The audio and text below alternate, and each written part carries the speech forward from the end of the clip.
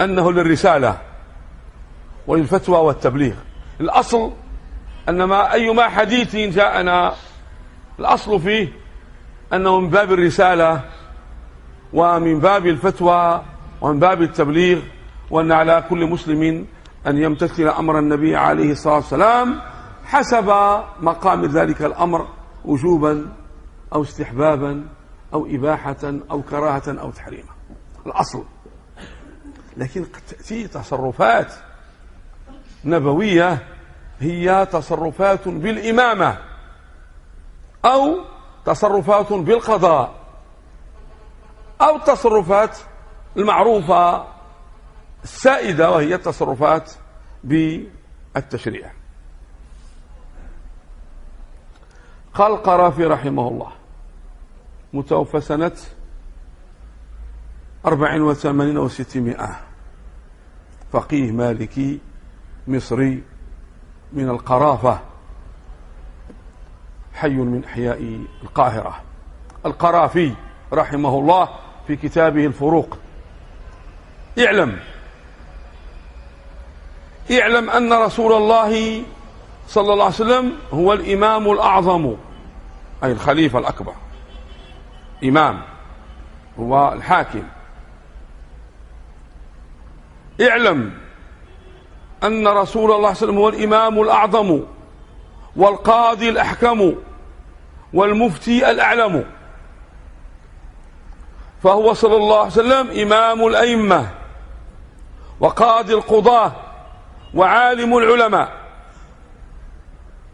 فجميع المناصب الدينية فوضها الله تعالى إليه في رسالته، وهو أعظم من كل من تولى منصبا من ذلك المنصب إلى يوم القيامة. فما من منصب ديني، هتقول لي هو قال هنا ديني ما قال سياسي، هتقول لا، الدين فيه الإمامة وفيه القضاء وفيه الفتوى. لكن الفصل لدارت الكنيسة وعاشت أوروبا، شريعتنا بريئة من خزعبلاتهم وخرافاتهم وأساطيرهم، وما يجدوش داك الشيء ويديروه لنا، يديروا عملية إسقاط على بلاد المسلمين.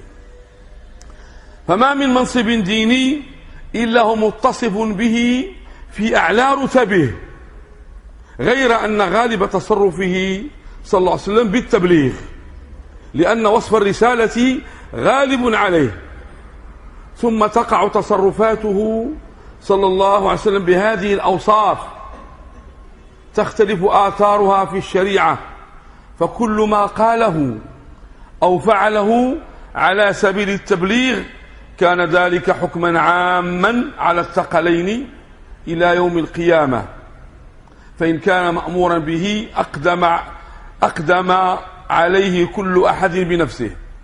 ما جاء من أوامر نبوية فيما يتعلق بالتصرفات بالفتوى والتبليغ، كل مسلم يجب أن يمتثل أمر النبي عليه الصلاة والسلام، إلى أن قال: وكل ما تصرف فيه عليه الصلاة والسلام بوصف الإمام، أي الحاكم، خليفة حاكم، لكن وصفه أكبر من حاكم وأكبر من خليفة وأكبر من أمير المؤمنين وصفه، لأنه رسول الله. وكل ما تصرف فيه عليه الصلاة والسلام بوصف الإمام لا يجوز لأحد أن يقدم عليه إلا بإذن الإمام اقتداء به عليه السلام. كاين سنن دارها النبي عليه السلام خص يديرها اللي هو إمام، كإقامة الحدود مثلا. سنن نبوية جاءت بتصرفه إماما، ستأتي أمثلة يعني توضح لنا المسألة جيدا.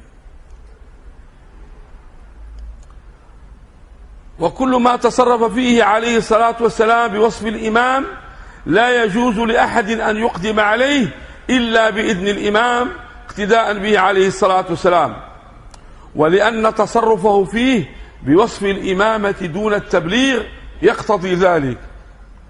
وما تصرف فيه صلى الله عليه وسلم بوصف القضاء لا يجوز لأحد أن يقدم عليه إلا بحكم حاكم اقتداء به صلى الله عليه وسلم، ولأن السبب الذي لأجله تصرف فيه صلى الله عليه وسلم بوصف القضاء يقتضي ذلك، كالحل ديال النزاع بين المتنازعين أو المتنازعين لكانوا كثرة، اللي كيفصل هو القاضي. فاللي غادي يقتدي به في ديك التصرفات ديال القضاء يجب أن يكون قاضيا، وحنا ما نعملوا حتى شي حاجة في هذاك الشيء اللي في منطقة القضاء إلا بحكم الحاكم، إلا بحكم القاضي. إذا التصرفات النبوية كاينه تصرفات بالإمامة، وكاينه تصرفات بالقضاء، وكاينه تصرفات بالتبليغ. شحال من واحد هو باغي يقيم الحدود، شحال من واحد باغي يتصرف تصرف ديال القاضي، تصلح بين الناس، تخيط بيناتهم، تحل المشكلة بيناتهم أخويا، لا الفصل، الحكم الذي يلزم الشخص بالعمل بمقتضاه. لا تصرف القاضي يقتدي فيه بالنبي عليه الصلاة والسلام. ولهذا ملي كيكون المنازعة بين الطرفين وتعذر عليك الصلح، كتقول لهم ترفع إلى القضاء الشرعي يفصل.